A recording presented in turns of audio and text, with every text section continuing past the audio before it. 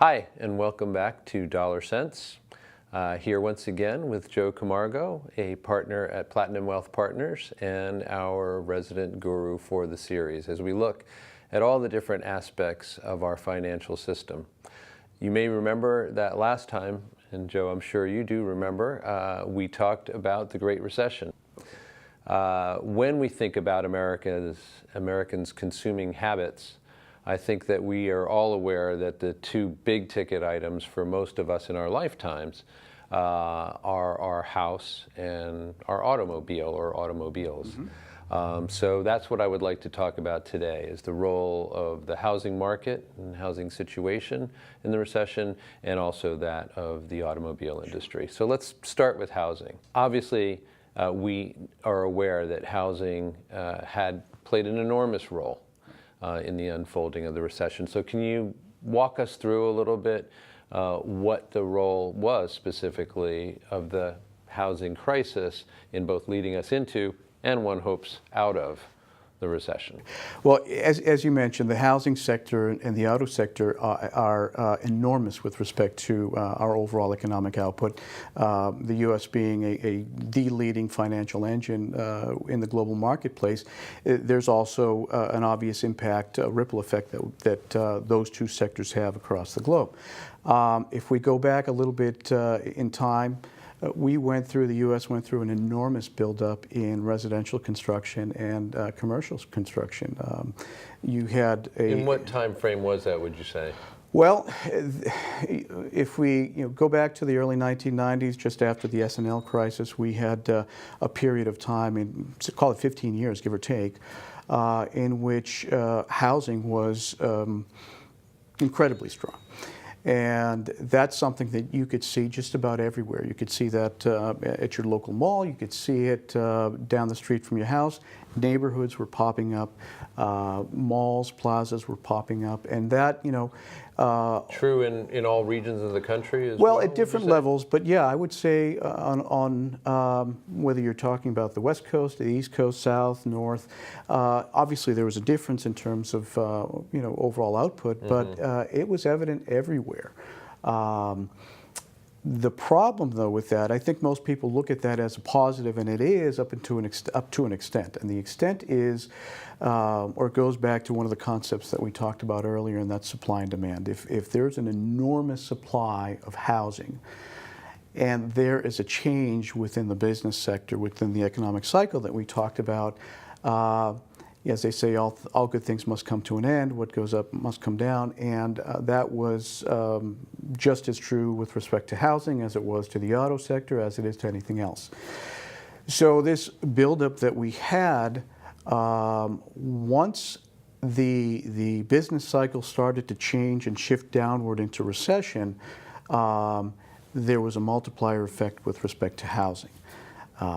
Just as housing propels us into economic prosperity, housing also has an enormous impact with respect to a recessionary period. And again, this past recession that most historians and most economists are referring to as the Great Recession, housing was right in the middle. Absolutely in the middle. So let me ask you a little bit more about that. You said that there was this enormous build out, both residential and commercial, in terms of real estate and the housing market generally. Let's say from the 1990s through, a balance of the early 2000s. Did that correspond to people's income levels rising? Was it that because people had more money to spend on houses, or? Well, you would like to think yes, but that really wasn't the case. If you go back and you examine income disparity, income growth relative to housing growth and housing prices, there was an enormous gap between the two.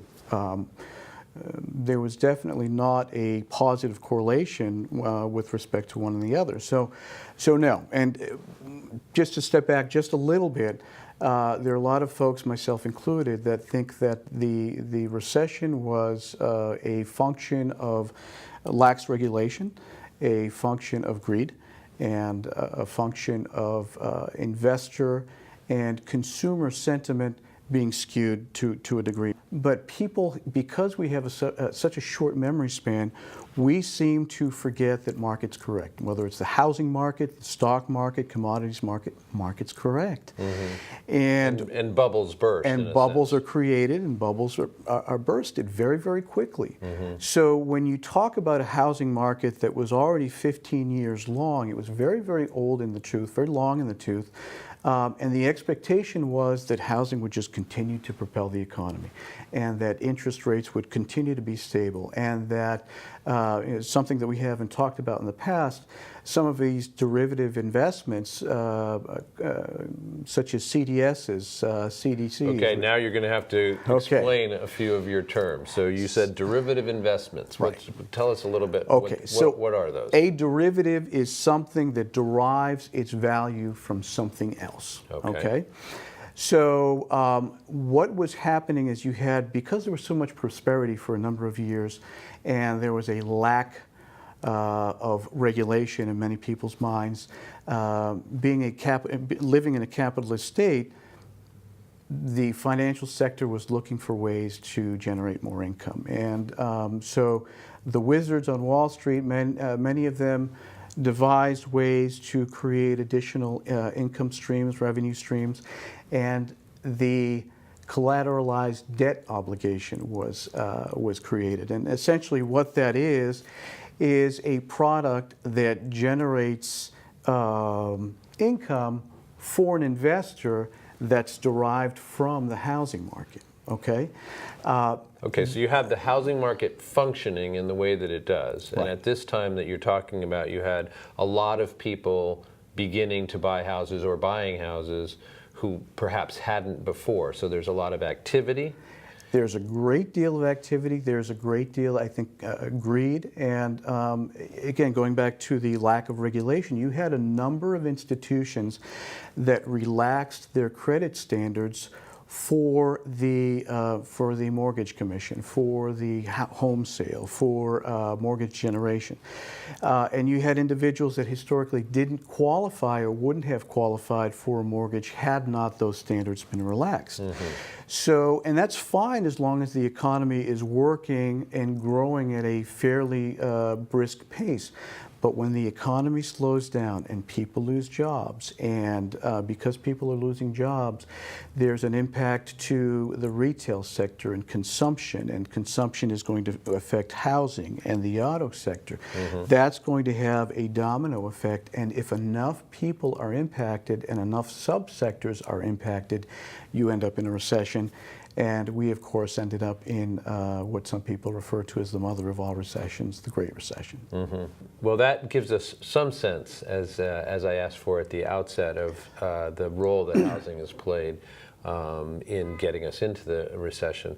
The second thing that we mentioned at the top of the program and is that American talisman, the automobile. Right. And so tell us some about, again, the role that the automobile and more specifically the auto industry plays generally in a healthy economy and played in this case in terms of bringing us into the recession. Sure.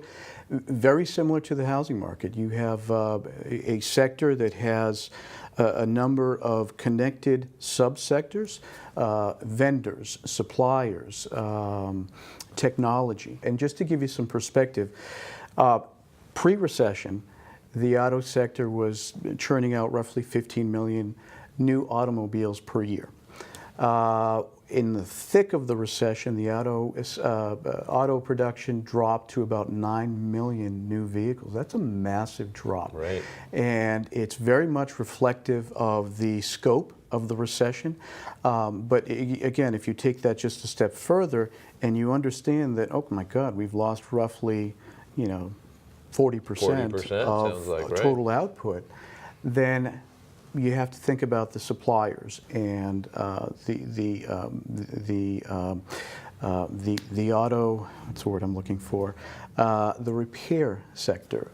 There, as you said, a number of tangential areas that touch on what we know to be the auto sector. Right now, if you were to look at total auto sales, total production, we're on pace we're actually just shy of 17 million on a seasonally adjusted annual rate, which is a very, very healthy number. Right, actually exceeding that was the case in 2008 from Absolutely. what you said. Yeah. But let me ask you, the situation in housing, I think I understand in that, as you said, people who wouldn't have qualified for loans and perhaps shouldn't have, who knows, except in this much more lax regulatory atmosphere and in an atmosphere also where the providers of that money were seeking new ways to make more money. I get how that could end up with a lot of people owing a lot of money on their homes without having the means to pay off those debts. Are you saying that something similar happened with cars, in that people bought cars they couldn't afford to buy in great numbers, and that credit was extended without regulation or with insufficient regulation? To a lesser extent, yeah. I think, again, you go back to the human psyche and the business cycle. When things are going well, there is the presumption that you have this positive bias that it will continue on until perpetuity, right? The auto sector, similar to the housing sector, is really no different in the sense that I think, and you can prove this quantitatively, that lenders kind of relaxed their standards a little bit because things were going quite well. When the floor kind of fell out, there was a massive credit freeze. It's one of the functions or the byproducts that this most recent recession has shown us. Individuals with average credit scores, with average incomes, historically could do well and obtain a loan. During the middle of this massive financial crisis, it was very, very difficult to obtain credit. And part of the reason was due to the fact that businesses had very, very little confidence in the overall economy, very little confidence with respect to the consumer, and would only lend to what you would refer to as grade A individuals or individuals with grade A credit characteristics. And that certainly wasn't the case. One additional point. If we go back to the housing market and you look at individuals who are struggling with their mortgages, who perhaps have lost their jobs, they might have had a decent enough credit score to procure that loan. But now you have, back then you might have had a situation where one of the two partners within the household are without a job. So what do? Do you hold on to the house or do you hold on to the vehicle? For many people, that's a very easy decision. So the vehicle was repossessed, and the house was the house, and it was, it was something that people would look to hold on to for dear life, obviously.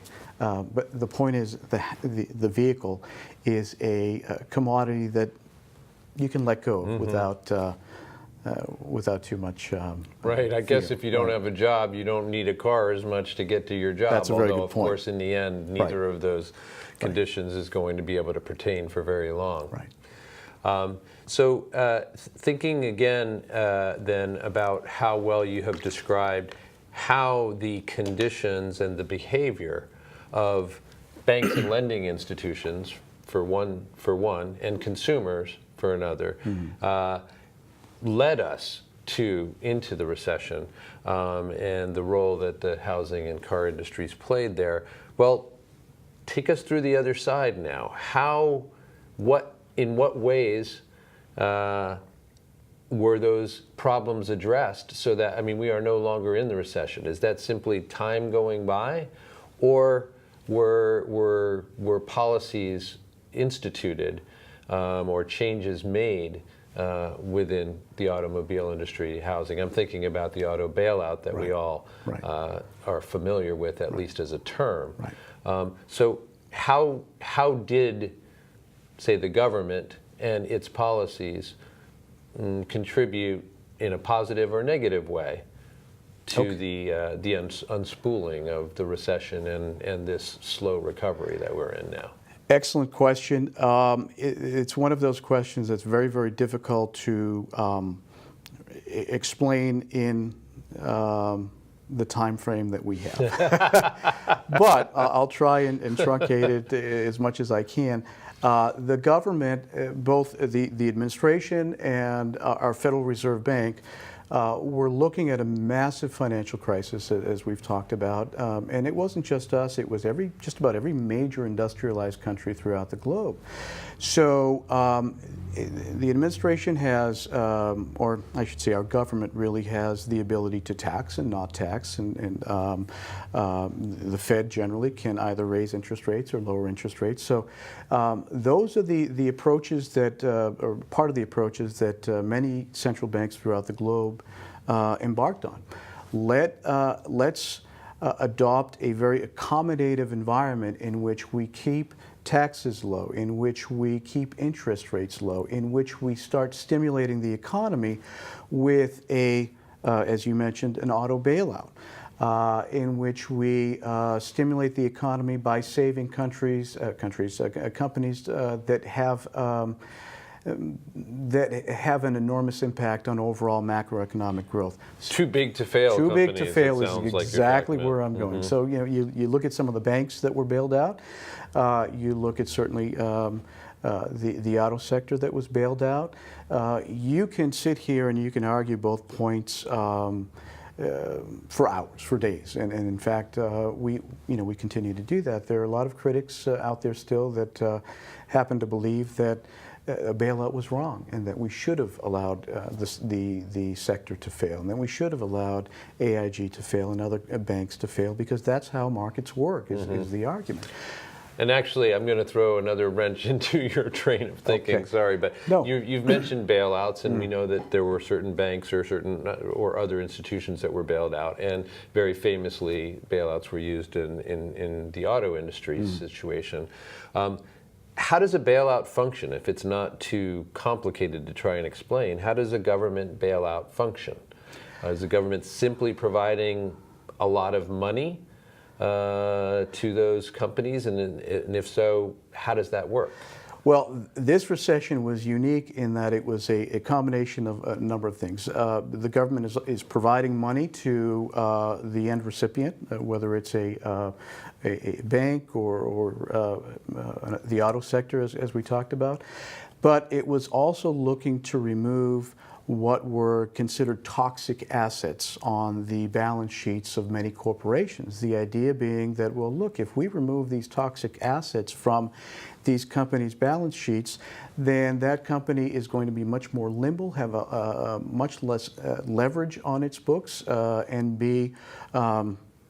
So by toxic assets, you mean things that look bad to potential investors, or don't allow those companies to make the most of the money that they do have at their disposal, things like that. And when you say the government can say, let's take care of that, let's get rid of those, how does that happen? Does the government assume that's essentially control of those? Yeah, what they did, and again, it's been talked about and will probably be talked about for generations, is it assumed ownership of those assets, essentially just a balance transfer, if you will, leaving the institution healthier, and the government with the very unenviable task of holding on to these assets with the hope and expectation that it would be able to sell off those assets at an appreciated price and thereby make some money.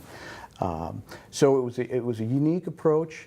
I'd like to think that it has worked. Of course, I'm just one of many, and there are others within the industry that have a different viewpoint. But we are not in a recession, as we talked about last segment. We are not in a global depression. The economy, the housing sector, the auto sector have shown enormous improvement. Now, are we necessarily back to where we were pre-recession? No. But given that I follow economic data more than I'm probably willing to admit, the stark contrast is undeniable. And the improvement that we've seen within the economy, both here and overseas, is actually quite impressive. Would it be nice if we were growing at a 4 or 5% clip, with respect to GDP, as we talked about last segment? Of course. And we're not there. However, I think that we've made some nice gains, and I think we will get there.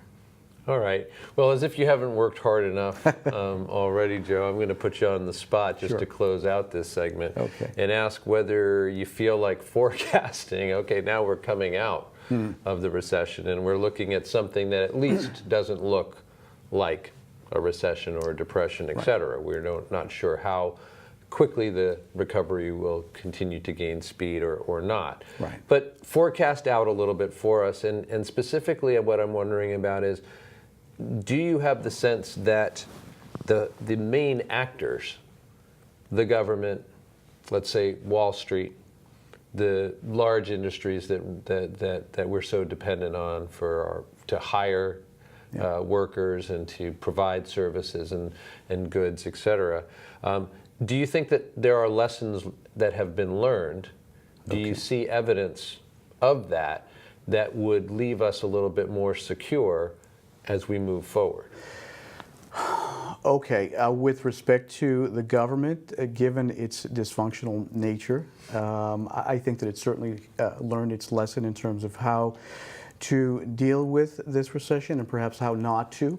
But I think in the final analysis, if you look at the government, if you look at some of the major players that you just mentioned, I believe that some instruments have been put in place that you would like to think would lessen the chances of another major recession such as the one that we just went through. Now, with respect to the overall economy and the forecast that you were looking for, I'm actually very, very constructive with respect to the economy. There are still many people who aren't. And what do you mean by constructive? Well, by positive. So I'm very unlike many of my peers. It's very easy to look at metrics and to look at raw data and to look at numbers and then make comparisons and say, well, we're not there, and job growth is anemic, which it's not, and overall growth is anemic, which it's not. But if you take those major players that you just talked about, there's one additional player that you didn't mention, which I think is paramount, and that's the consumer. The consumer spending makes up roughly 2/3 of our overall economic output. And I like to think that the consumer, despite what you hear, has done a nice job in terms of fixing its balance sheet and in terms of spending on some of the durable goods that we talked about at the onset of this segment. Automobiles, there was enormous pent-up demand for automobiles and other durable goods, dishwashers and general appliances. When the economy is not doing quite so well, those sort of things aren't purchased. I've seen an uptick in durable goods purchases, and I've also seen an uptick in non-durable goods. So to the average individual, to the average observer, sure, the consumer spending that he needs to buy or she needs to buy, the undergarments and the medicine and the traditional things that you purchase to manage the household. Like life staples, right? Exactly. But the durable goods purchases are there. It's not robust, but it is strong. Maybe it's better in terms of encouraging signs for the future. Maybe it's better if it's not so robust right now, given the fact, as you say, that while employment advances may not be described as, accurately described as anemic right now, they're certainly not proceeding apace in a sense. And so I think if consumers are a little more tempered, a little bit more moderate about how they're choosing to spend their disposable income on various goods and services, maybe that's a good sign. Maybe on that end, maybe that actor, as you well pointed out, conspicuous by his and her absence in my description, maybe if the consumer has learned, if we've learned our lessons as consumers, then maybe that's good enough in some ways. I think that's an excellent point, and it provides some hope, as you mentioned, for the future. We're definitely not operating on a breakneck pace, which you can theorize provides for some additional growth, allows for some additional growth. And given that a lot of the economic metrics that we've talked about over the past few sessions have improved, but not quite where we would want them, there's hope there. And one example, very unscientific way, I think, of gauging how well the economy is doing is take a ride to your local mall on a traditionally non-shopping night, a Tuesday or a Wednesday night. At the height of the recession, the plazas were Just ghost towns. barren, I assume. Bare. Yeah. Now, if you were to take a ride on a Tuesday, Wednesday night, a Monday night, people are shopping, and they're shopping for things that are of a discretionary nature, which is a good sign. Yeah. Well, on that note of cautious and tempered optimism, but optimism nonetheless, I will thank Joe for guiding us again through this most recent exploration, and thank all of you for joining us for this edition of Dollar Sense, and invite you to join us again in the future. We'll see you then.